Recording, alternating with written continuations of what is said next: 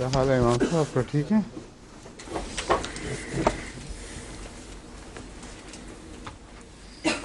پہلے تو جو ترجمہ تھا نا اوفا والا، اعوذ باللہ، پہلے تھوڑی سی تلاوت کر کے بتاؤں گا آپ کو وہ بات۔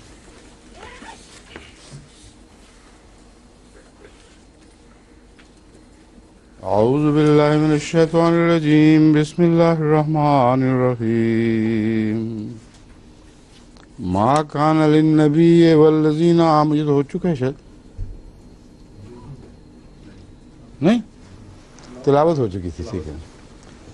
اعوذ باللہ من الشیطان الرجیم، بسم اللہ الرحمن الرحیم۔ ما کان للنبی والذین آمنوا ان یستغفروا للمشرکین ولو كانوا اولی قربى من بعد ما تبین لهم انهم اصحاب الجحیم۔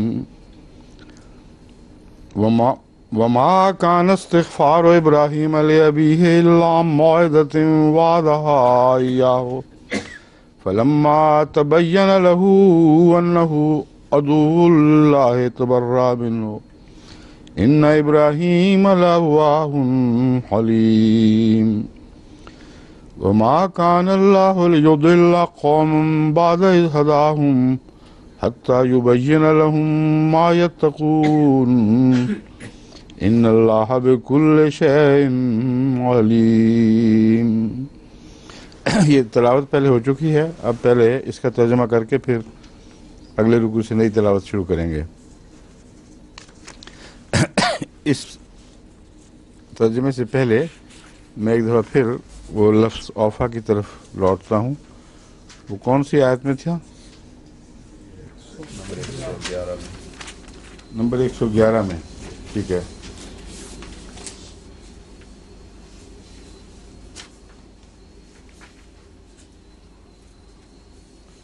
ومن اوفا بعہدہ من اللہ فاستبشروا ببیعکم الذی بایعتم بہ۔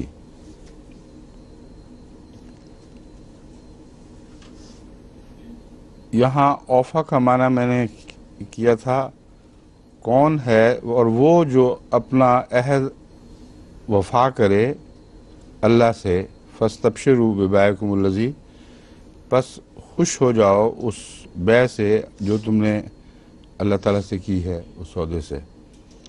میں نے بتایا تھا کہ چونکہ علماء اس بات پر زور دیتے تھے کہ یہاں اوفا بمعنی افعل التفضیل ہے، اس لیے اس کا ترجمہ افعل التفضیل میں ہونا چاہیے، نہ کہ وفا کی۔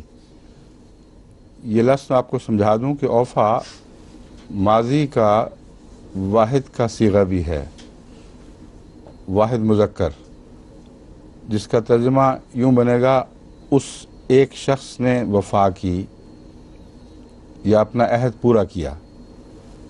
اور اوفا افعل التفضیل بھی ہے، جیسے کبیر سے اکبر، اس کا مطلب یہ بنے گا سب سے زیادہ وفا کرنے والا، عہد کو سب سے زیادہ وفا کرنے والا۔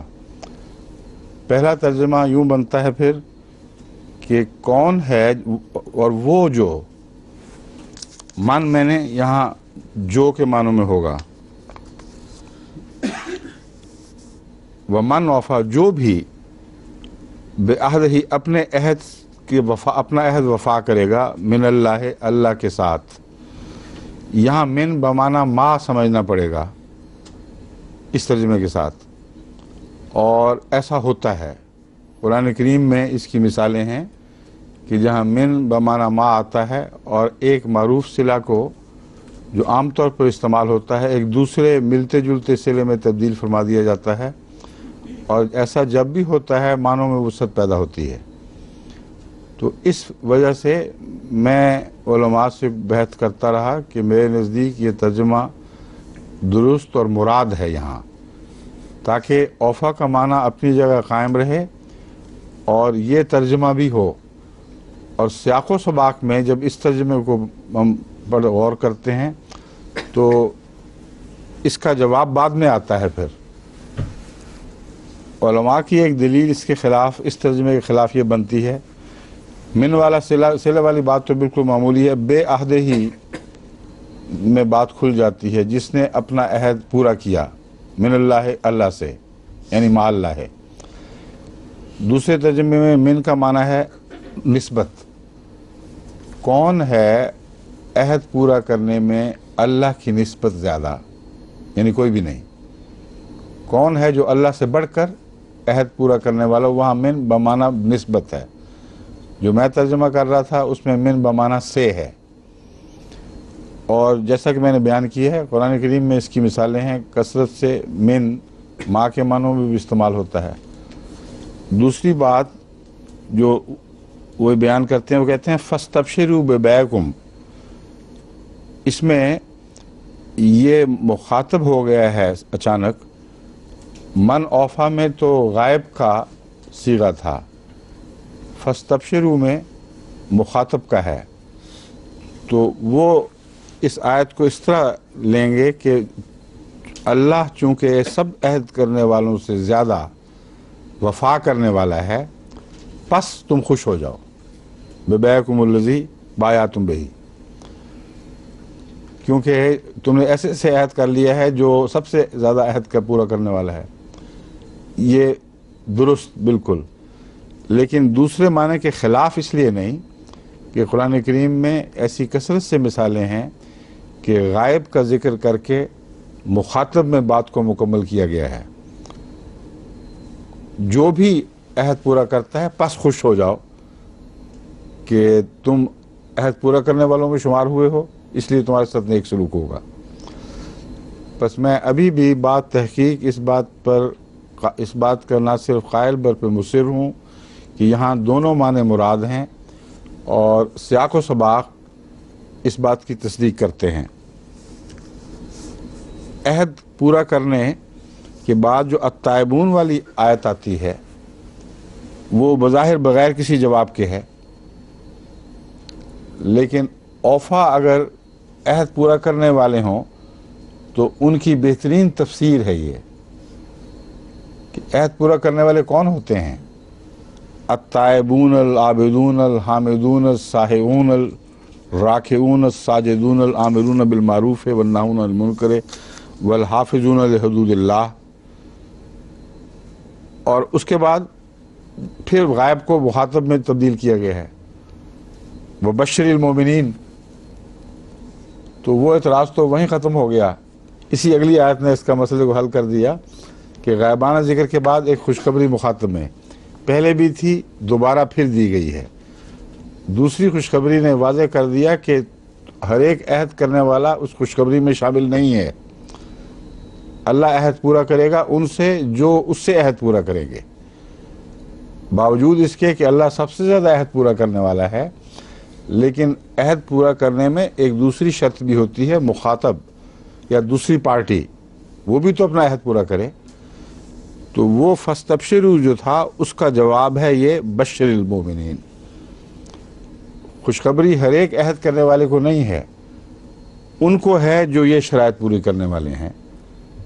وبشر المومنین، ایسے مومنوں کو خوشخبری دے دو یہ خدا کے نزدیک عہد پورا کرنے والے ہیں، اور ان کو یقین ہو جانا چاہیے کہ انہوں نے ایک ایسی ذات سے عہد کیا ہے جو عہد پورا کرنے میں سب سے بالا ہے۔ سمجھ گئے ہیں؟ اس واسطے میں ان معنوں سے انحراف نہیں کر رہا، ان پر میں ابھی تک قائم ہوں، اور قرآن کریم کے سیاق و سباق سے میں سمجھتا ہوں کہ دونوں معنوں کی تائید ہوتی ہے۔ اب واپس اگلی آیت پر، یہیں سے شروع کرنا تھا شاید، التائبون کے بعد مان بعد، ٹھیک ہے۔ ما کان للنبی والذین آمنوا، نبی کے لیے مناسب نہیں یا نبی ایسا نہیں کیا کرتا، والذین آمنوا، اور وہ لوگ بھی جو ایمان لائے، ان یستغفروا للمشرکین، کہ مشرکوں کے لیے بخشش طلب کرتے رہیں۔ نبی کو مناسب نہیں یا نبی کی شان کے خلاف ہے، اسی طرح ان کے بھی جو ایمان لائے کہ مشرکوں کے لیے مغفرت طلب کریں، ولاؤ کانو اولی قربا، خواہ وہ کیسے ہی قریبی کیوں نہ ہوں، من بعد ما تبین لہم، بعد اس کے کہ ان پر یہ بات خوب کھل جائے انہم اصحاب الجحیم کہ وہ جہنمی ہیں۔ اس آیت کی روح سے لوگ اکثر سوال کرتے ہیں کہ ہم جب نماز میں ربنا اغفر لی ولوالدی وللمؤمنین یوم یقوم الحساب کی دعا کرتے ہیں تو بہت سے ایسے مسلمان بکثرت ہو سکتے ہیں، اور احمدیوں میں چونکہ مشرکوں میں تبلیغ ہو رہی ہے، وہاں یہ روزمرہ کا واقعہ ہوگا کہ مشرکین میں سے مشرک ماں باپ کے بیٹا مسلمان ہو جاتا ہے، وہ وہاں پہنچ کر یہ دعا کرے یا نہ کرے، ایک یہ سوال اٹھتا ہے۔ دوسرا یہ اٹھتا ہے کہ حضرت صلی اللہ علیہ وآلہ وسلم کے والدین تو مومنین میں شمار نہیں ہوتے تھے، عرب بالعموم مشرک تھے، اس لیے رسول اللہ صلی اللہ علیہ وآلہ وسلم یہ دعا کیا کرتے تھے، تو اس دعا کا کیا جواز ہے؟ بعض مفسرین اور مورخین یہ کہتے ہیں کہ حضرت عبداللہ مشرک نہیں تھے، حضرت آمنہ مشرکہ نہیں تھیں۔ وہ ان کے دفاع میں ایک بات بھی ہو سکتی ہے، اور دل بھی یہی مانتا ہے کہ ان کی طرف چونکہ کوئی بھی شرک کبھی منسوب نہیں ہوا، اس لیے ہمیں یہی سمجھنا چاہیے کہ مشرک و مشرکہ نہیں تھے۔ مگر صرف اس میں جواب نہیں ہے، اس سے قطع نظر جواب اس آیت میں موجود ہے۔ اللہ تعالیٰ فرماتا ہے کہ ہر مشرک کے متعلق یہ حکم نہیں ہے۔ بعض مشرک نادانی اور رسم و رواج کے تابع شرک بھی کرتے ہیں، اللہ کا خوف بھی رکھتے ہیں، اللہ کی دشمنی نہیں کرتے۔ چنانچہ ہندوؤں میں بکثرت ایسی مثالیں ہیں کہ ویسے مشرک کہلائیں گے لیکن خدا خوف رکھنے والے ہیں، دعاؤں کی تحریک کرتے ہیں اور مومن ان کے لیے دعائیں کرتے ہیں۔ حضرت مسیح موعود علیہ السلام کی خدمت میں بھی کثرت سے ایسے ہندو آتے تھے جو آپ کو نیک سمجھتے تھے اور تعلق باللہ آپ کا ان پر واضح اور روشن تھا، اس لیے وہ چونکہ وہ گواہ بھی تھے آپ کی سچی خوابوں کے پورا ہونے اور بعض علامات کے پورا ہونے کے، دعائیں کراتے تھے، آپ دعائیں کرتے تھے۔ میرے پاس کثرت سے خط آتے ہیں ہندوستان سے، یوں جماعت کا تعارف پھیل رہا ہے، اور بعض ٹیلی ویژن کے ذریعے ہندو رابطہ کر کے تو لکھتے ہیں کہ ہمارا تاثر ہے کہ آپ کی دعائیں قبول ہوتی ہیں، ہمارے لیے بھی دعا کریں۔ تو مشرکوں کی قسمیں ہیں، بعض وہ ہیں جو شرک پر پختہ ہو کر پھر توحید کے دشمن بن جاتے ہیں، ان کے لیے قطعی منع ہے کوئی دعا نہیں کرنی، استغفار نہیں کرنا۔ اور ان آیات میں اس مضمون کو کھول دیا گیا ہے میرے نزدیک۔ فرمایا ہے ان کے لیے مناسب نہیں کہ وہ مشرکوں کے لیے استغفار کریں، وَلَوْ كَانُوا أُولِي الْقُرْبَى مِن بَعْدِ مَا تَبَيَّنَ لَهُمْ۔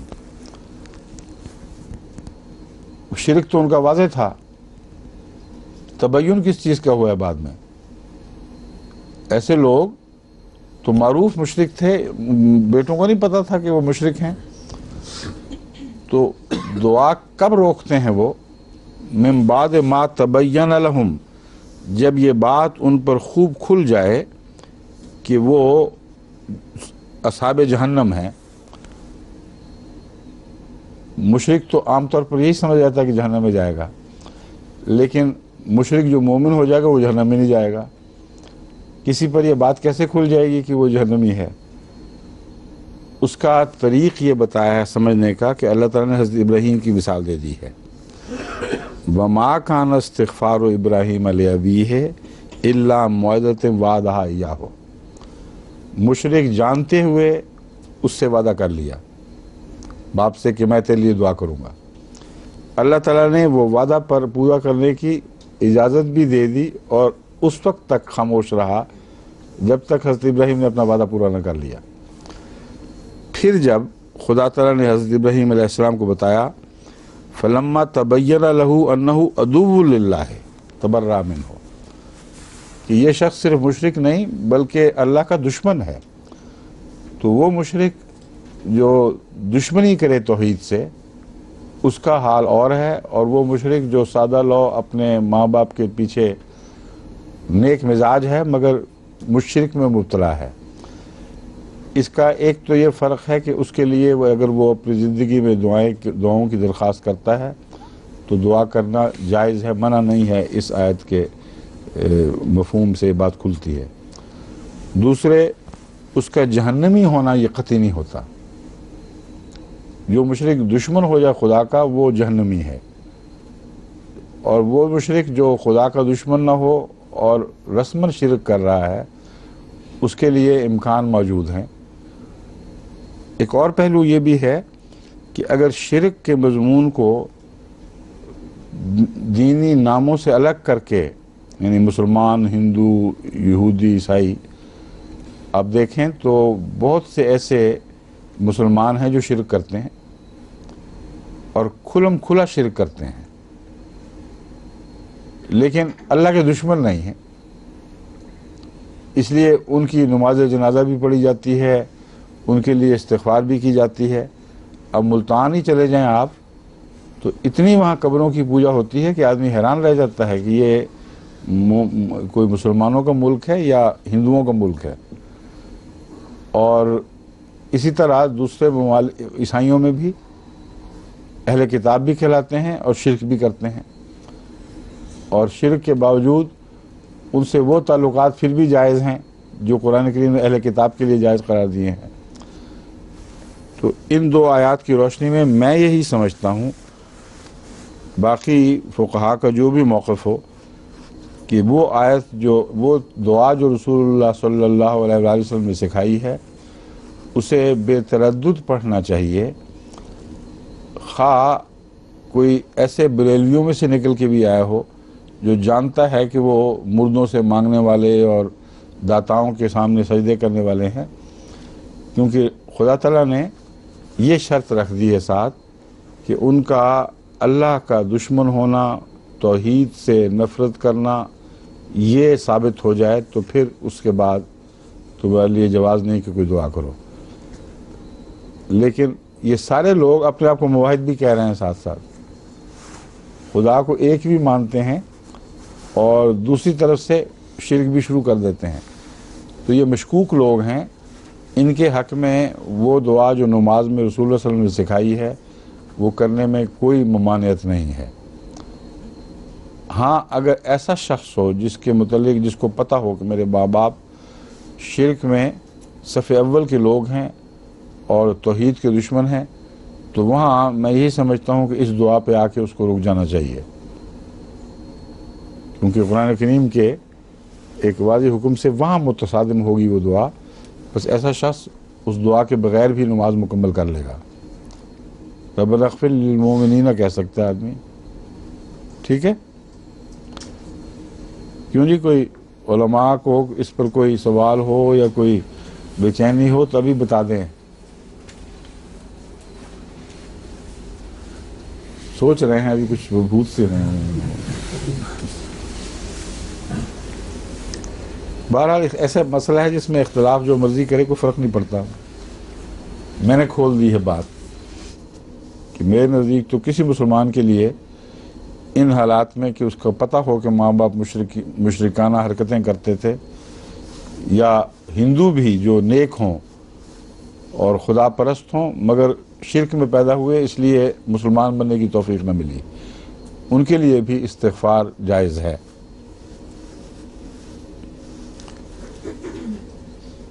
وما کان استغفار ابراہیم علیہ ابیہ، ابراہیم کی استغفار اپنے باپ کے لیے ایک وعدے کی بنا پر تھی، وعدہ ایاہ، جس سے اس نے اپنے باپ سے کیا تھا۔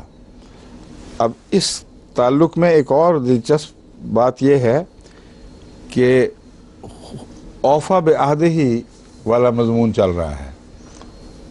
عہد کی ایسی وقت ہے خدا کی نظر میں اور اتنی قدر ہے کہ جانتا تھا کہ وہ صرف مشرک ہی نہیں بلکہ دشمن بھی ہے، پھر بھی چونکہ ابراہیم نے عہد کیا تو خدا تعالیٰ نے اس کے عہد کا پاس فرمایا۔ اس وقت تک اس کو نہیں کہا، روکا جب تک اس نے یہ اپنے عہد کو پورا نہ کر لیا۔ حضرت صلی اللہ علیہ وآلہ وسلم منافق کی نماز جنازہ منافقوں کے سردار کی نماز جنازہ پڑھنے جاتے ہیں، اور وہ آیت روک لی جس میں نفی ہے مکمل، اور اس فعل کو ہونے دیا، کیونکہ آپ کا ارادہ ہی ایک قسم کا وعدہ تھا۔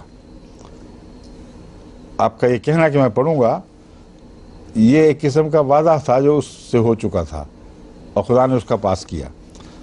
تو یہ جو مضامین ہیں قرآن کریم کے، ان کے اندر بعض مخفی دھاگے نیچے نیچے چلتے ہیں تعلقات کے، ان پر نظر رکھو تو سارا سلسلہ ایک منسلک دکھائی دیتا ہے آپس میں۔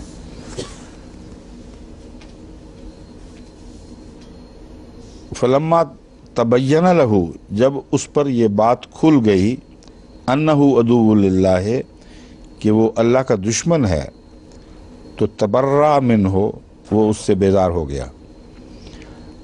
اب تبینہ میں خدا کو فاعل نہیں بیان فرمایا کہ خدا نے یہ بات کھول دی، بلکہ حضرت ابراہیم کے متعلق فرمایا ان پر یہ بات کھل گئی۔ کسی اور آیت میں کہیں ذکر ہے کہ اللہ نے اسے خبر دی حضرت ابراہیم کو؟ کیوں جی؟ مجھے یاد نہیں۔ حضرت نوح کے متعلق تو فرمایا نا کہ خدا نے خبر دی تھی، مگر حضرت ابراہیم کے متعلق تبینہ کا لفظ بتا رہا ہے کہ حضرت ابراہیم خود فی ذات ہی ایسی توحید سے محبت کرنے والے تھے کہ وعدہ کیا، پورا بھی کر لیا، مگر رفتہ رفتہ ان پر یہ بات کھلی کہ یہ بدبخت ہے۔ اس وقت ابراہیم کے متعلق یہ بڑا حضرت ابراہیم کی شان ہے، بلند شان جس کا بیان ہے، تبرأ منہ، بیزار ہو گیا اس سے، پھر اس کا سوال ہی نہیں پیدا ہوتا۔ ان ابراہیم لأواہ حلیم، بہت ہی درد مند تھا ابراہیم اور بہت بردبار تھا۔ وما کان اللہ لیضل قوما بعد اذ ہداہم، اور اللہ ایسا نہیں کرتا، یہ ایسا نہیں ہے، لیضل قوما بعد اذ ہداہم، کہ کسی قوم کو گمراہ کر دے بعد اس کے کہ ان کو ہدایت دے دے، حتیٰ یبین لہم، یہاں تک کہ ان پر خوب کھول دے، ما یتقون، ان کے تقوی کی راہیں، کس چیز سے بچیں۔ جب خوب کھول ہدایت دیتا ہے، پھر خوب کھول دیتا ہے کہ یہ بچنے کی راہ ہے، یہ اس سے تم نے پرہیز کرنا ہے۔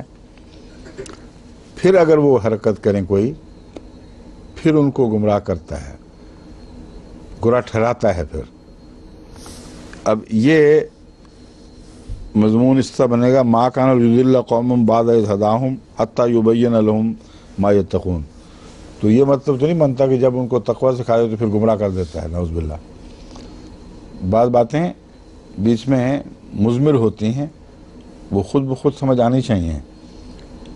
یہ ترجمہ اگر لفظی کر کے آپ بیٹھ جائیں گے تو یہ لگے گا کہ اللہ تعالیٰ پورا تقوی دے کر پھر گمراہ کرتا ہے۔ مراد یہ ہے کہ گمراہ ٹھہرانے میں صبر سے کام لیتا ہے، حلم سے کام لیتا ہے، اور جب تک مضمون کھل جائے اور خوب اچھی طرح روشن نہ ہو جائے کہ یہ تقوی کے خلاف ہے، اس وقت تک اس کی ٹھوکر سے صرف نظر فرماتا ہے۔ اور حلیم کے مضمون دیکھیں، اواہ حلیم کے ساتھ ہی یہ مضمون شروع ہو گیا ہے کہ سب سے زیادہ حلم کرنے والا اللہ ہے، اور انتظار کرتا ہے کہ بات روشن ہو جائے۔ تو ابراہیم نے جو انتظار کیا تھا وہ حلم کی وجہ سے تھا۔ وہ سمجھتے تھے ابراہیم کہ شاید ٹھیک ہو، اور جب اللہ حلیم ہے، جب ابراہیم حلیم تھے تو اللہ تو سب حلم کرنے والوں سے بڑھ کر حلیم ہے۔ اس لیے یقین کرو کہ تم سے بھی خدا یہی سلوک فرمائے گا جیسا ابراہیم نے اپنے باپ سے کیا، کہ جب تک تم پر بات خوب کھل نہیں جاتی اور پھر واضح ہونے کے بعد پھر ٹھوکر نہیں کھاتے، اس وقت تک اللہ صرف نظر فرما سکتا ہے تم سے، تمہاری بخشش کے امکان باقی رہیں گے۔ ان اللہ بکل شیء علیم، اللہ تعالیٰ ہر چیز کا علم رکھتا ہے، اس لیے خدا تعالیٰ کا علم سب سے زیادہ ہوا۔ ابراہیم تو لا علمی کی وجہ سے حلیم تھے، اور اللہ تعالیٰ جانتا ہے کہ انہوں نے ظلم کرنا ہے، پھر بھی حلم کا سلوک فرماتا ہے ان سے، جب تک وہ بات ان سے ظاہر نہ ہو جائے۔ ان اللہ لہو ملک السماوات والارض، اللہ وہ ہے جس کو آسمانوں اور زمین کی بادشاہت ہے، جس کے پاس، یعنی زمین و آسمان کا وہ بادشاہ ہے۔ یحیی و یمیت، وہ زندہ کرتا ہے اور مارتا ہے۔ وما لکم من دون اللہ من ولی ولا نصیر، اور تم میں سے کوئی نہیں ہے اس کے سوا، وما لکم، اور کوئی نہیں ہے تمہارے لیے، من دون اللہ، اللہ کے سوا، کوئی والی، دوست یا مددگار۔ اب ابراہیم کے تعلق میں ایک ہلکا سا سایہ آپ کے ذہن میں اس کا بھی پڑھنا چاہیے کہ ابراہیم نے بھی یحیی و یمیت کی باتیں کی تھیں، اور موت اور زندگی کے راز پوچھے تھے، ملکوت السماوات کے اسرار حضرت ابراہیم کو سکھائے گئے تھے۔ تو یہ بظاہر الگ الگ باتیں ہو رہی ہیں، حالانکہ ایک ہی مضمون کے تسلسل کی باتیں ہیں۔ لقد تاب اللہ علی النبی والمہاجرین والانصار الذین اتبعوہ فی ساعۃ العسرۃ من بعد ما کاد یزیغ قلوب فریق منہم ثم تاب علیہم۔ لقد تاب اللہ علی النبی، اللہ تعالیٰ نے نبی کے ساتھ رحمت کا سلوک فرمایا۔ تاب اللہ علی النبی کا مطلب ہے رجوع برحمت ہوتے ہوئے اس کی طرف جھکا۔ والمہاجرین، اور مہاجرین پر بھی، والانصار، اور انصار پر بھی، الذین اتبعوہ، جنہوں نے اس کی پیروی کی، فی ساعۃ العسرۃ، یعنی اس کی پیروی کی سے مراد ہے مشکلوں میں اس کے ساتھ ساتھ رہے، اس سے وفا کی، فی ساعۃ العسرۃ، مشکل گھڑیوں میں، تنگی کی گھڑیوں میں، من بعد ما کاد یزیغ قلوب فریق منہم، بعد اس کے کہ قریب تھا کہ تم میں سے بعض لوگوں کے، فریق میں نے کسی گروہ کے، ایک گروہ کے، ما کاد یزیغ قلوب فریق منہم، جبکہ عین ممکن تھا یا قریب تھا کہ ان میں سے بعضوں کے دل ٹیڑھے ہو جائیں۔ زاغ یزیغ، ٹیڑھا ہوا، ٹیڑھا ہوتا ہے۔ ثم تاب علیہم، پھر ان پر بھی رحمت کے ساتھ اس نے توجہ فرمائی۔ انہم بہم رؤوف الرحیم، یقیناً وہ بہت ہی مہربان اور بار بار رحم فرمانے والا ہے۔ یہاں پہلا جو تابہ ہے اس میں گناہ سے توبہ کا مضمون نہیں ہے، یعنی گناہ بخشنے کے معنی میں نہیں ہے۔ دوسرا تابہ جو ہے اس میں وہ مضمون ہے، اور یہ دو الگ الگ باتیں بیان ہو رہی ہیں۔ پہلا تابہ رسول اللہ صلی اللہ علیہ وسلم سے شروع ہوا ہے، اور جس بات میں تابہ بیان فرمایا جس مضمون میں، وہ اس سے ظاہر ہو جاتا ہے مومنوں اور مہاجرین سے بھی خدا نے توبہ کا سلوک فرمایا، اور انصار سے بھی، اس وقت جب انہوں نے نبی کی پیروی کی۔ یہ کوئی گناہ تھا کہ نبی کی پیروی کی اسرا میں؟ یہاں جو پیروی ہے یہاں وفا کے معنی ہیں، اور وفا کا مضمون ہی چل رہا ہے۔ جن لوگوں نے محمد رسول اللہ صلی اللہ علیہ وسلم سے سخت تنگی کی حالت میں وفا فرمائی۔ تاب اللہ علیہم کا مطلب ہے اللہ رجوع و رحمت ہوا ان پر، اللہ رحمت کے ساتھ ان پر جھک گیا۔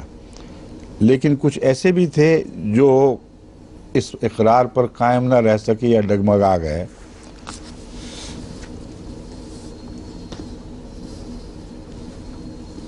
من بعد ما کاد یزیغ قلوب فریق منہم، یہ باوجود اس کے یہ وفا کرنے والے ہیں کہ انہی میں سے بعض ایسے دوسرے تھے جو ڈگمگا گئے۔ قریب تھا کہ ان کے دل منحرف ہو جائیں، یعنی اتنا خطرہ تھا ان کے لیے اس وقت کہ وفا میں کمزوری دکھائی، اور ہو سکتا تھا کہ ان کے دل ٹیڑھے ہو جاتے ہیں، لیکن خدا نے بچا لیا۔ ثم تاب علیہم، یہاں تابہ مغفرت اور بخشش کے معنوں میں ہے۔ پھر اس کے باوجود اللہ تعالیٰ نے ان کو اس خطرے سے بچا لیا اور اس کی مغفرت کا سامان فرمائے۔ انہو بہم رؤوف الرحیم، اللہ ان پر بہت زیادہ رؤوف اور بہت زیادہ رحیم ہے۔ یہ رؤوف الرحیم کا تعلق مومنوں سے ہے۔ آگے جا کر یہ مضمون کھل جائے گا، جس طرح حضرت ابراہیم کے حلم کا ذکر کر کے اللہ تعالیٰ نے اپنے حلم کا ذکر فرمایا، یہاں اپنے رؤوف الرحیم کے بعد رسول اللہ صلی اللہ علیہ وسلم کے رؤوف الرحیم ہونے کا ذکر فرمائے گا۔ اور اس طرح انبیاء کے ساتھ خدا کے تعلقات اور خدا کی صفات کا ان کو اپنانا، یہ مضمون بڑی خوبصورت پیرائے میں کھلتا چلا جاتا ہے۔ وَعَلَى الثَّلَاثَةِ الَّذِينَ، اب یہ ان کا ذکر آ گیا جن کے متعلق توبہ کا میں نے ذکر کیا تھا، قریب تھا کہ وہ ان کے دل ٹیڑھے ہو جاتے۔ وہ دل ٹیڑھا ہونے کا واقعہ کیا ہے وہ بھی میں آپ کو بتاؤں گا۔ ایک تو ٹھوکر کھائی، غلطی کی، وفا نہ کی، صرف وہ مراد نہیں ہے، اس کے بعد پھر ان کا امتحان ہوا ہے، وہاں وہ ثابت قدم رہے اور اللہ تعالیٰ نے ان کو اس ٹھوکر سے بچا لیا۔ اس کے نتیجے میں پھر خدا تعالیٰ ان سے رحمت کا سلوک کرتے ہوئے ان پر جھکا۔ وہ تین جو خلفو، جو پیچھے چھوڑ دیے گئے تھے، یہ پیچھے چھوڑے گئے تھے، حتیٰ اذا ضاقت علیہم الارض، یہاں تک کہ ان پر زمین تنگ ہو گئی، بما رحبت، باوجود فراخی کے۔ زمین تو تنگ نہیں ہوتی، زمین تو فراخ ہوتی ہے، لیکن ان پر یہ زمین فراخی کے باوجود تنگ ہو گئی۔ وضاقت علیہم انفسہم، اور ان کی جانیں ان پر تنگ ہو گئیں۔ وظنوا ان لا ملجا من اللہ، اور انہوں نے گمان کیا کہ اللہ سے اب کوئی پناہ نہیں ہے، الا الیہ، مگر اسی کی طرف۔ ثم تاب علیہم لیتوبوا، پھر اللہ نے اللہ ان کی طرف رحمت سے جھکا، لیتوبوا، تاکہ وہ توبہ کریں۔ یہاں پہلا توبہ جو ہے خدا کی طرف سے ہوا ہے، پھر یتوبوا کی توفیق ان لوگوں کو ملی ہے۔ عام طور پر یہ قرآن کریم میں یہ ملتا ہے کہ انہوں نے توبہ کی اور اللہ تعالیٰ نے ان کی توبہ قبول کر لی۔ یہاں توبہ کا معنی توبہ قبول کر لی، یہاں توبہ کا معنی ہے باوجود غلطی کے اللہ نے ان سے صرف نظر فرمایا اور ان کو ہلاک ہونے نہیں دیا، بلکہ توبہ کی توفیق بخشی۔ تو توبہ بھی اللہ کی توفیق بخشنے سے عطا ہوتی ہے، اور وہ دل کی باریک راہوں سے تعلق رکھنے والی بات ہے۔ دل ٹھوکر کھاتا ہے باریک راہوں پر جا کر، اگر ڈگمگا کے گر نہ پڑے تو اس وقت پھر خدا تعالیٰ توبہ کرتا ہے، توبہ کی طاعت ان پر رجوع کرتا ہے اور پھر ان کو توفیق ملتی ہے۔ اگر وہ ٹھوکر کھا کر گر پڑے تو پھر ان کو توبہ کی بھی توفیق نہیں ملتی۔ تو یہ بڑا لطیف انداز ہے کلام الہی کا کہ کہیں بندے کی توبہ کا پہلے ذکر فرماتا ہے، خدا کی توبہ کا بعد میں، اور بعض جگہ اللہ کی توبہ کا پہلے ذکر فرماتا ہے، بندوں کی توبہ کا بعد میں۔ اور اس میں حکمت یہ ہوتی ہے کہ ان کی بعض خوبیوں کی طرف اشارہ کرنا مقصود ہوتا ہے، ان کو کلیتاً بروں میں شمار نہ کر لینا۔ خدا نے کچھ دیکھا ہے ان کے اندر تو ان کو توبہ کی توفیق بخشی ہے، ورنہ توبہ سے پہلے تو اللہ کو توبہ قبول نہیں کیا کرتا۔ یعنی ان کے اندر مخفی توبہ کی طرف مائل ہونے کا رجحان موجود تھا، اس وجہ سے خدا تعالیٰ نے ان پر رحم فرمایا اور اس رجحان کو پنپنے دیا۔ اور جو واقعہ گزرا ہے وہ بیان ہی یہی ہے۔ کچھ لوگ پیچھے رہ گئے تھے اور اس وقت ان کو خیال نہیں ہوا کہ ہم نے کیا غلطی کی ہے، مگر بعد میں انہوں نے بے انتہا تکلیف محسوس کی، اور وہ توبہ ہے جو خدا کی توفیق سے ان کو ملی، خدا کی رحمت سے ان کو ملی۔ یہ کون تین لوگ تھے؟ ان کا ذکر تفصیل سے احادیث میں بھی ملتا ہے، تاریخ میں بھی ملتا ہے۔ ایک ان میں حضرت کعب بن مالک تھے۔ حضرت کعب بن مالک اور حضرت ہلال بن امیہ اور حضرت مرارہ بن ربی، یہ واقعہ ہے جب آن حضرت صلی اللہ علیہ وآلہ وسلم تبوک کے سریہ پر گئے ہیں، جب تبوک میں کے متعلق خبریں ملیں جس کا میں پہلے ذکر کر چکا ہوں، یہ وہی مضمون چلا آ رہا ہے، وہ منافق ابو عامر عیسائی جس نے فتنہ پھیلانے کی کوشش کی تھی، جب وہ بھاگ گیا مدینے سے تو سیدھا پہنچا اپنے ہم قوم لوگوں کے پاس۔ وہ چونکہ عیسائی تھا، اس لیے وہ جو عیسائی حکومت روم کی تبوک تک آئی ہوئی تھی عرب میں، وہاں پہنچ کے اس نے ان کو بھڑکایا اور آن حضرت صلی اللہ علیہ وآلہ وسلم کے خلاف فوج کشی کی، انہوں نے تیاری شروع کر دی۔ یہ واقعہ قرآن کریم بیان کرنے کے بعد اب اس کی طرف آتا ہے کہ وہاں کیا ہوا۔ پھر رسول اللہ صلی اللہ علیہ وآلہ وسلم کو اطلاعات ملیں، آپ نے ایک عام لشکر بندی کا حکم دیا اور تفصیل سے اس موقع پر آپ نے سب کو بتایا کہ کیا مقصد ہے۔ اس سے پہلے جب آن حضرت صلی اللہ علیہ وآلہ وسلم کسی غزوے پر یا سریے پر تشریف لے جاتے تھے تو اخفاق فرماتے تھے اور یہ خطرہ محسوس کرتے ہوئے کہ بعض منافقین بھی ہیں وہ خبریں دوسروں تک نہ پہنچا دیں، اب بتایا نہیں کرتے تھے کہ کیا مقصد ہے، کہ تیاری کرو چلو۔ اور بعض دفعہ یہ بھی ہوتا تھا کہ جانا کسی اور سمت میں ہے، چل کسی اور سمت میں پڑے ہیں۔ اب یہ جھوٹ نہیں ہے مگر خدا ہے، حرب و خدتن کا یہ مطلب نہیں ہے کہ جنگ میں جھوٹ جائز ہے۔ جنگ میں ذہانت کے ذریعے جھوٹ بولے بغیر مخالف فریق کو پر غلط تاثر ڈال دینا یہ خدا ہے۔ تو آپ عملاً اس طرح خدا فرمایا کرتے تھے، جنگی چالوں میں سے ایک چال ہے۔ اس موقع پر نہیں کیا، اس موقع پر کھل کے سب کو بتا دیا کہ چلو سب تیار ہو جائیں، اور بڑا بھاری لشکر ایک تیار ہوا جو رسول اللہ صلی اللہ علیہ وسلم کے ساتھ شمالی سرحد کی حفاظت کے لیے چل پڑا۔ یہ جو ہیں عبداللہ کیا نام ہے ان کا، مقاب بن مالک، دوسرے مرارہ ہیں دوسرے، ٹھیک ہے، تین ہیں، ہلال بن امیہ، مرارہ بن ربیع۔ حضرت کعب بن مالک کی روایت بڑی تفصیل سے بخاری میں درج ہے، وہ ساری روایت پڑھنے کا تو موقع یہاں نہیں ہے اس وقت کیونکہ پوری تفسیر کی کلاس تو نہیں ہے، ترجمے میں کچھ باتیں بتانی ضروری ہوتی ہیں۔ وہ یہ کہتے ہیں میں ٹھیک ٹھاک تھا، خوشحال تھا، باغوں کا مالک، اور 2 گھوڑے بھی میرے پاس تیار تھے۔ میں اس لیے رک گیا کہ کچھ نفس نے بہانے بنا دیے، کھجوروں کا موسم ہے، پھل تیار ہیں، گرمی شدت کی تھی، کچھ آرام طلبی، کچھ یہ کہ میں فصل اپنی سمیٹ لوں، اور میں تو تیز رفتار گھوڑوں کا مالک ہوں، میں بعد میں جا ملوں گا۔ اس طرح کرتے کرتے ان کو دیر ہو گئی۔ جو واقعہ اس میں آخری ہے جو اس آیت کے ساتھ گہرا تعلق رکھتا ہے وہ یہ ہے کہ تقریباً 40 اور ایسے افراد تھے جو نہیں گئے تھے، انہوں نے جھوٹ بول کے حضرت صلی اللہ علیہ وآلہ وسلم سے گویا معافی طلب کر لی، اور آپ نے ان سے کوئی سزا نہیں دی، ہر ایک کی بات مان لی۔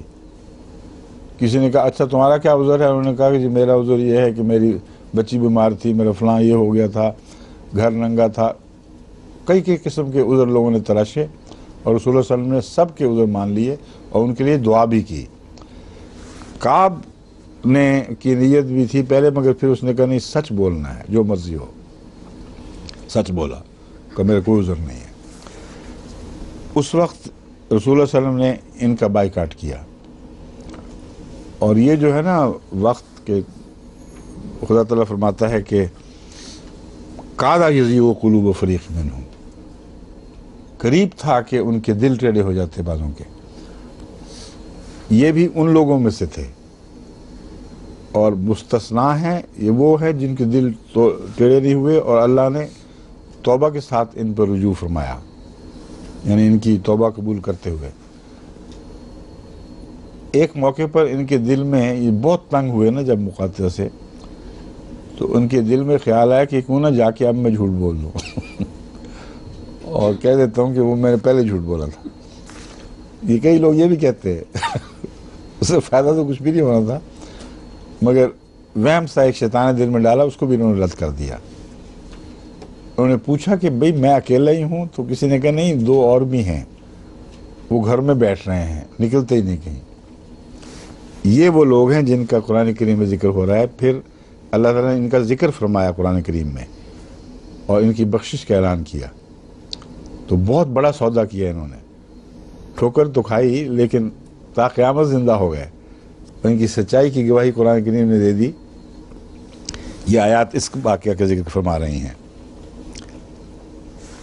اور یہاں اللہ تعالیٰ فرماتا ہے رؤوف الرحیم. اللہ تعالیٰ بہت رؤوف، بہت مہربان، بہت رحم کرنے والا ہے. یہ اگلی آیت میں ترجمہ کر چکا ہوں. ان اللہ هو التواب الرحیم. اللہ تعالیٰ بہت ہی زیادہ شفقت کے ساتھ متوجہ ہونے والا ہے اور بار بار رحم فرمانے والا ہے. یا ایھا الذین آمنوا اتقوا اللہ. اچھا ٹھیک ہے، ایک رکوع پہ وقت ہوگا میرے خیال میں. ہاں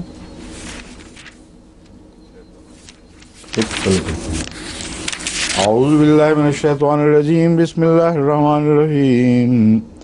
یا ایھا الذین آمنوا اتقوا اللہ وکونوا مع الصادقین.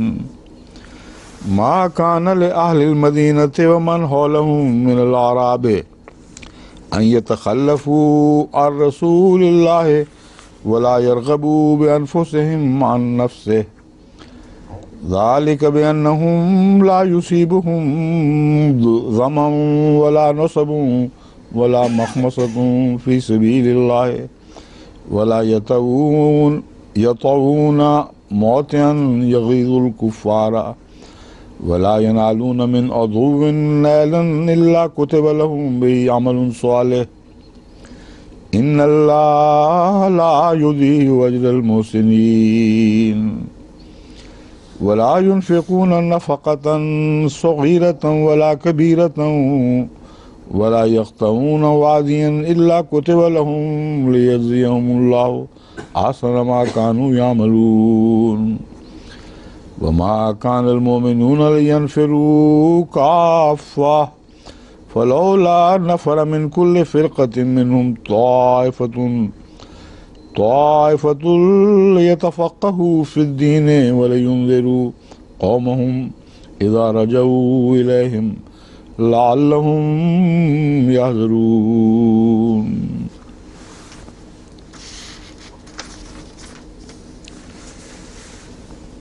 یا ایھا الذین آمنوا، اے وہ لوگو جو ایمان لائے ہو، اتقوا اللہ، اللہ کا تقوی اختیار کرو، وکونوا مع الصادقین، اور صادقوں میں سے ہو جاؤ.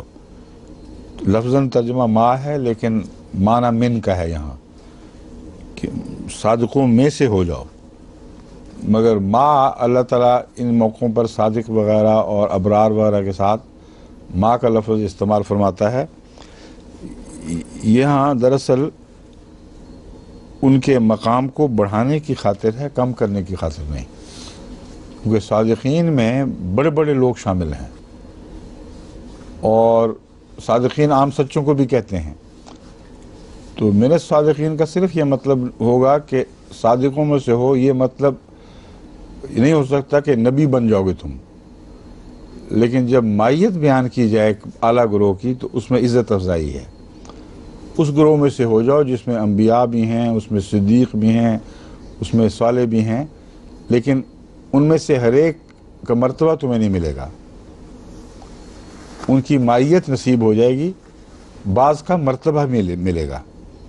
اس لیے ماں میں من کے معنی بھی ہیں، ماں کے معنی بھی ہیں، اور مائیت اس میں مرتبے کی بلندی کے لیے یا اعزاز کی خاطر ہوئی ہے. وہ من یطع اللہ والی آیت کا یہی حال ہے، اس میں یہی صورتحال ہے. من یطع اللہ والرسول فاولئک مع الذین انعم اللہ علیہم من النبیین والصدیقین والشہداء والصالحین وحسن اولئک رفیقا. وہ جو حسن اولئک رفیقا والی بات ہے وہ میں بیان کر رہا ہوں کہ بہت کمال کی رفاقت ہے ان لوگوں کی. ان میں باوجود اس کے کہ کچھ عام نیک لوگ ہیں جن کو صالحین فرمایا گیا ہے، لیکن ان کی عظمت ان کی رفاقت کی وجہ سے ہے، محمد رسول اللہ کے رفیق ہو گئے. بس اس وجہ سے من کی بجائے ما کا وسیع لفظ استعمال ہوا. تو یہ عدلنے بدلنے والے صلے ہیں، لیکن جب ایک ظاہری تعلق والے لفظ کو چھوڑ کر دوسرا استعمال کیا جاتا ہے تو معنوں کی وسعت پیش نظر ہوتی ہے. تو یہاں بھی کونو مع الصادقین میں ایسے لوگوں کے ساتھ ہو جاؤ جس میں محمد رسول اللہ بھی شامل ہیں، بڑے بڑے صدیق ہیں. تمہیں ان کی معیت نصیب ہو جائے، تمہیں اور کیا چاہیے. ما کان لأہل المدینۃ ومن حولہم من الاعراب ان یتخلفوا عن رسول اللہ. اہل مدینہ کے لیے اور ان کے لیے بھی، یعنی مدینہ شہر میں بسنے والے، یعنی مدینہ میں بسنے والے. یعنی لفظ مدینہ المدینہ کے طور پر وہ یثرب ہے جہاں حضرت صلی اللہ علیہ وسلم نے ہجرت فرمائی، مگر لفظ مدینہ شہر کو کہتے ہیں. اور دراصل مدینہ تو یثرب تھا لفظ، کیونکہ مدینہ تو یثرب یا آل یثرب کہلاتا تھا. دونوں جوڑ کے بھی استعمال ہوتے تھے، یثرب کا مدینہ. تو اس لیے میں نے شہر کا ترجمہ بھی کیا ہے اور مدینہ کا بھی. جب بادیہ نشینوں کے تعلق میں بات کریں تو پھر شہر کا ترجمہ بھی جائز ہے کہ شہر کے رہنے والوں اور جو شہر کے ارد گرد بستے ہیں ان کے لیے جائز نہیں ان یتخلفوا کہ وہ پیچھے رہنے والے ہو جائیں عن رسول اللہ، محمد رسول اللہ سے، اللہ کے رسول سے پیچھے رہنے والے بن جائیں. ولا یرغبوا بانفسہم عن نفسہ، اور یہ بھی ان کے لیے ہرگز مناسب نہیں کہ اپنی جانوں کو زیادہ چاہیں محمد صلی اللہ علیہ وسلم کی جان کے مقابل پر. یعنی اپنے مقاصد کو ترجیح دیں، اپنے آرام کو ترجیح دیں حضرت صلی اللہ علیہ وسلم کے آرام اور ان کے مقاصد پر. ذالک بانہم لا یصیبہم ظمأ ولا نصب ولا مخمصۃ، یہ اس لیے ان کے لیے مناسب نہیں ہے کہ اس چیز میں بہت برکتیں ہیں. جو تکلیفیں وہ حضرت صلی اللہ علیہ وسلم کی پیروی میں اٹھاتے ہیں انہی میں تو ان کے لیے برکتیں رکھ دی گئی ہیں. لا یصیبہم ظمأ ولا نصب، نہ انہیں پیاس پہنچتی ہے، اس لیے ہے کہ نہ انہیں کوئی پیاس پہنچتی ہے، نہ کوئی تکلیف، نہ بھوک اللہ کی راہ میں. ولا یطؤون موطئا، نہ وہ ایسی جگہ قدم رکھتے ہیں، روندتے ہیں کسی جگہ کو، یغیظ الکفارہ، جہاں ان کا چلنا کفار کو بہت تکلیف دیتا ہے، بہت غیظ میں لیا جاتا ہے. ولا ینالون من عدو نیلا، اور نہ وہ کسی دشمن سے کوئی تکلیف اٹھاتے ہیں. الا کتب لہم بہ عمل صالح، ان میں سے ہر چیز کے بدلے اللہ تعالیٰ ان کے حق میں ایک عمل صالح لکھ دیتا ہے. تو اتنا اعلیٰ سودا ہو، اس سے محروم رہ جانا کہ ہر قدم پر ثواب ملے. ان راہوں پر چلو جہاں ہر قدم دشمن کو غضبناک کر رہا ہو، وہ تمہیں نفرت سے دیکھ رہا ہو، جگہ جگہ تمہیں تکلیفیں پہنچا رہا ہو. تو بظاہر یہ ایک ذلیل اور پست زندگی ہے، مگر اللہ تعالیٰ اس کے بدلے میں ہر موقع پر تمہارے درجے بلند کر رہا ہے. اس پر نظر رکھتے ہوئے یہ سوال ہی نہیں پیدا ہوتا کہ اس کو چھوڑ دیں اور آرام کی زندگی کی طرف لوٹ جائیں. جو احمدی کئی تکلیفوں کا اظہار وہاں سے خطوں میں کرتے ہیں ان کو میں لکھا کرتا ہوں کہ تم نے یہ تو کہہ دیا کہ احمدیت کی وجہ سے یہ ہوا، لیکن یہ نہیں بتایا کہ احمدیت کی وجہ سے تمہیں اور کیا کچھ ملا ہے. اور اس آیت پر غور کرو، نقصان اور تکلیفیں تو ہیں، تمہارے ساتھ سب احمدیوں کو ہمدردی ہے، مگر تم نقصان میں بہرحال نہیں ہو. اگر تم نے واویلے کیے، شکایتیں کی، تو پھر اس کے فائدے سے بھی محروم ہو جاؤ گے. اس کا مطلب ہے کہ تم جان کے خود نہیں کر رہے، پھنسے ہوئے کر رہے، ورنہ تم کبھی بھی خدا کی خاطر تکلیف نہ اٹھاتے. ان اللہ لا یضیع اجر المحسنین، اللہ تعالیٰ احسان کرنے والوں کا اجر کبھی ضائع نہیں فرماتا. ولا ينفقون نفقة صغيرة ولا كبيرة. اس کے سوا یہ بھی ہے کہ وہ کوئی بھی خرچ نہیں کرتے، خواہ وہ چھوٹا ہو خواہ وہ بڑا ہو. ولا يقطعون واديا، اور نہ ہی کوئی وادی طے کرتے ہیں. الا كتب لهم ليجزيهم الله احسن ما كانوا يعملون، مگر ان کے لیے کچھ اجر لکھ دیا جاتا ہے تاکہ اللہ ان کو ان کے اعمال میں سے بہترین کی جزا دے. یہ جو دوسرا حصہ ہے یہ غزوہ یا جہاد کی نیت سے سفر کرنے والوں پر اطلاق پا رہا ہے. اس کا تعلق اس پہلے مضمون سے ہے. پہلی جگہ جو بیان فرمایا ہے، ایسی حالت میں شہر کے اندر چلنا پھرنا جہاں دشمن کی سوسائٹی غالب بھی ہے، نفرت کا نشانہ بھی بنا رہی ہے، وہاں جو تکلیف تم اٹھاؤ گے وہ اللہ تعالیٰ اس کی تمہیں جزا دے گا. اور دشمن جب جتنی دفعہ نفرت سے دیکھے گا خدا تمہیں اتنا ہی پیار سے دیکھے گا. یہ دوسرا مضمون ہے جس کا تعلق اس واقعہ سے زیادہ ہے جس کے تعلق میں یہ باتیں بیان ہو رہی ہیں کہ حضرت صلی اللہ علیہ وسلم اور آپ کی پیروی میں کچھ لوگ سفر پہ نکلے. اب دیکھیں یہاں دشمن کے غیظ کا کوئی ذکر نہیں مل رہا. فرماتا ہے کہاں کی وہ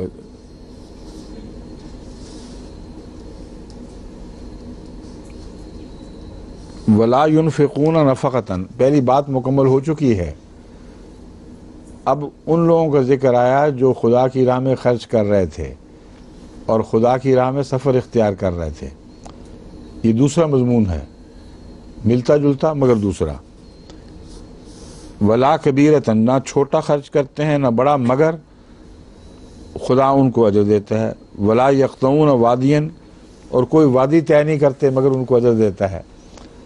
اب ظاہر ہے کہ وہ مضمون اور ماحول کا تھا جو پہلے گزر چکا ہے، یہ دوسرے ماحول کا مضمون ہے. اس میں سفر خرچ کر کے سفر کیا جاتا تھا. کچھ گھوڑے اس نیت سے خریدتے تھے، کچھ تیاریاں کرتے تھے، کچھ زیادہ راہ اپنی جیب سے لے کر ہمیشہ چلا کرتے تھے، کیونکہ رسول اللہ صلی اللہ علیہ وسلم کی طرف سے بعض دفعہ زیادہ راہ کا کچھ انتظام ہوتا تھا، ورنہ اکثر تو ہر شامل ہونے والا اپنے خوراک ساتھ لے کے چلا کرتا تھا. تو یہ وہ لوگ ہیں جن کے متعلق فرمایا کہ وادی طے کر رہے ہیں، کوئی دشمن ان کو نفرت سے نہیں بھی دیکھ رہا، مگر یہ چونکہ مثبت نیت سے اللہ کی رضا کی خاطر کر رہے ہیں، اس لیے یہ سفر تمام تر رضا باری تعالیٰ کے حصول کا موجب بن جاتا ہے. اور ہر خرچ اللہ کی راہ میں اس کی رضا کے حصول کا موجب بنتا ہے. الا کتب لہم، یہاں تک کہ خدا ان کے لیے لکھا جاتا ہے خدا کی طرف سے. کیا لکھا جاتا ہے؟ لیجزیہم اللہ احسن ما کانوا یعملون، کہ اللہ ان کو ان کے بہترین اعمال کی جزا دے. اب یہاں احسن ما کا جو مضمون ہے یہ بھی خوب اچھی طرح سمجھنے کے لائق ہے. یہ بار بار آئے گا، پہلے بھی گزر چکا ہوگا. یہ ترجمہ درست نہیں ہے کہ اللہ صرف ان کے اچھے اعمال کی جزا دیتا ہے، برے کی نہیں دیتا. یا یہ ترجمہ بالکل غلط ہے اس موقع پر کہ وہ نیکیاں کرتے ہیں، چھوٹی چھوٹی نیکیوں کی تو جزا نہیں دیتا، آسانہ جو اچھی نیکی کرتے ہیں اس کی جزا دیتا ہے. اس لیے کہ یہ آیت خود ہی رد کر رہی ہے اس مضمون کو. اللہ تعالیٰ فرماتا ہے وَلَا يُنْفِقُونَ نَفَقَةً صَغِيرَةً وَلَا كَبِيرَةً، چھوٹے سے چھوٹا خرچ بھی کریں تو اللہ جزا دیتا ہے. پھر اس کے بعد اس کا کیا مطلب ہوا؟ لِيَجْزِيَ اللَّهُ أَحْسَنَ مَا كَانُوا يَعْمَلُونَ، تاکہ اللہ انہیں بہترین اعمال کی جزا دے اور ادنا کی گویا نہ دے. لازماً یہ ترجمہ کرنا غلط ہے. اس کا ترجمہ یہ ہے کہ ان کے چھوٹے عمل ہوں یا بڑے ہوں، جب اللہ وہ احسان کی خاطر کرتے ہیں، اپنے خدا کی نیت سے، خدا کو خوش کرنے کی نیت سے کرتے ہیں، تو ان کا چھوٹا ہو یا بڑا ہو ان کی جزا اس طرح اللہ دیتا ہے گویا کہ سارے عمل سب سے اچھے تھے، بہترین تھے. یا ان کے بہترین اعمال کے مقابل کے برابر ان کے ادنا اعمال کا رتبہ بڑھا دیا جاتا ہے اور انہیں اس کی جزا دی جاتی ہے۔ اس مضمون کا ثبوت حضرت صلی اللہ علیہ وآلہ وسلم کی ایک جنت کے متعلق تشریح میں ملتا ہے، اس پر ثبوت ملتا ہے۔ وہاں رسول اللہ صلی اللہ علیہ وسلم نے جب قرآن کریم میں فرمایا کہ وہاں لوگ اکٹھے ہوں گے، اور پھر یہ مضمون بھی کھولا گیا کہ ہر شخص کو اپنے اعمال کے مطابق مختلف درجے ملیں گے، تو یہ سوال اٹھا کہ پھر میاں بیوی میں سے اگر بیوی مثلاً کمزور ہو اور خاوند زیادہ نیک ہو، یا خاوند کمزور ہو اور بیوی زیادہ نیک ہو، تو اکٹھے کس طرح رکھے گا اللہ تعالیٰ؟ کیونکہ ایک کو ادنا درجہ ملے گا، دوسرے کو زیادہ ملے گا۔ تو رسول اللہ صلی اللہ علیہ وسلم نے فرمایا کہ کوئی یہ مسئلہ نہیں ہے، جو زیادہ اچھا مرتبہ پانے والا ہوگا اس کی مائیت کی خاطر خدا تعالیٰ جو ادنا والا ہے اس کا مرتبہ بڑھا دے گا اور اسے اس کے ساتھ شامل کر دے گا۔ تو آسنا کا یہ مفہوم ہے یہاں جزا کے تعلق میں۔ اگر ایک کے بہترین عمل دوسرے کی جزا بن سکتے ہیں، تو اپنے کمزور اعمال کے مقابل پر اپنے عمل کیوں ان کی جزا بن سکیں؟ تو یہ ایک اور قانون ہے یہاں جس کا ذکر بار بار آسنا کی صورت میں ملتا ہے کہ تمہارے اعمال کچھ چھوٹی نیکیوں والے بھی ہیں، بڑی نیکیوں والے بھی ہیں۔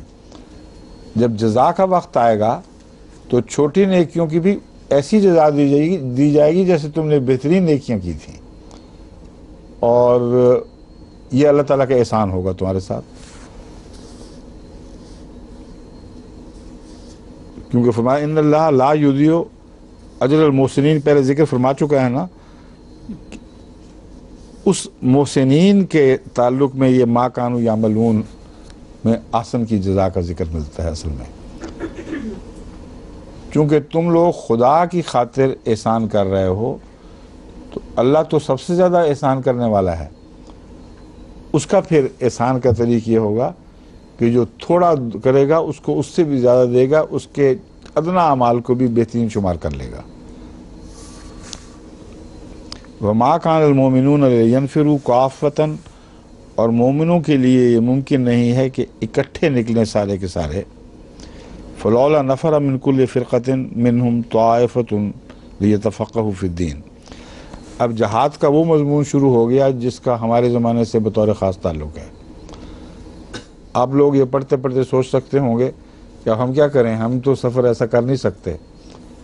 تو اللہ تعالیٰ نے کوئی عذر باقی کہیں نہیں چھوڑا۔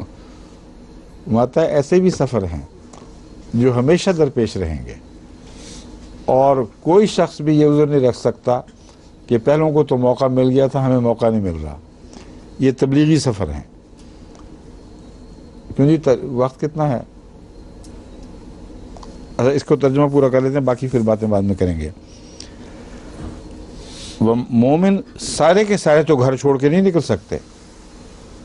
فَلَوْلَا نَفَرَ مِنْ كُلِّ فِرْقَةٍ مِّنْهُمْ طَائِفَةٌ، کیوں ایسا نہیں ہوا کہ ان میں سے ہر گروہ، ہر طبقے میں سے کوئی حصہ ان کا نکلتا لِيَتَفَقَّهُوا فِي الدِّينِ، اس وجہ سے اس خاطر سفر اختیار کرتا کہ دین کا علم حاصل کرے۔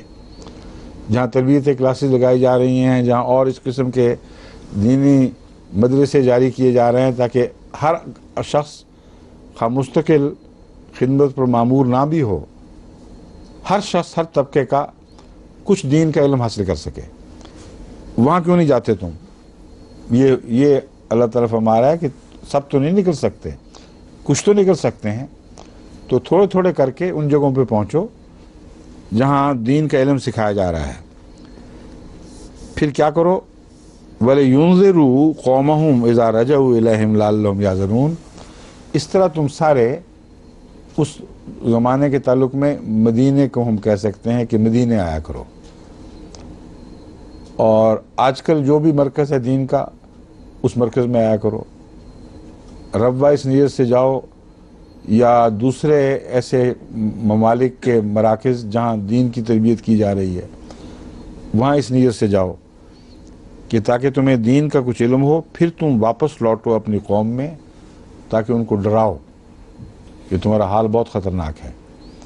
تو یہ تبلیغ کا جہاد جو ہے، اس کو پہلے جہاد کے تعلق میں بیان فرما دیا کہ ابھی بھی خدا کی خاطر سفر کے مواقع ہیں، ابھی بھی تم ثواب سے محروم نہیں ہو، ابھی بھی تم سے احسان کا سلوک ہو سکتا ہے اگر تم دعوت اللہ کی خاطر پہلے کچھ سمجھنے کے لیے آؤ، پھر واپس لوٹو اور پھر اپنی قوم کو اللہ کی طرف بلاؤ۔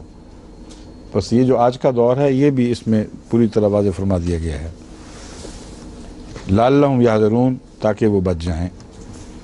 باقی انشاءاللہ کل ہے یا آگے پھر؟ اچھا کل تو جمعہ ہے نا۔